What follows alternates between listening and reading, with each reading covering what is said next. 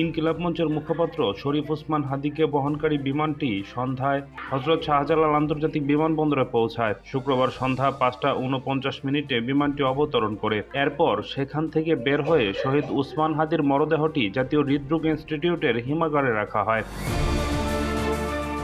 শুক্রবার সন্ধ্যায় এক ফেসবুক পোস্টে ইনকিলাব মঞ্চ জানায়, পরিবারের দাবির ভিত্তিতে শহীদ উসমান হাদিকে কবি নজরুলের পাশে সমাহিত করা এবং মানিক মিয়া অ্যাভিনিউতে বাদ জোহর জানাজার সিদ্ধান্ত নেওয়া হয়েছে। তারই প্রেক্ষিতে আজকের পরিবর্তে আগামীকাল মিছিলসহ উসমান হাদিকে সেন্ট্রাল মসজিদে আনা হবে।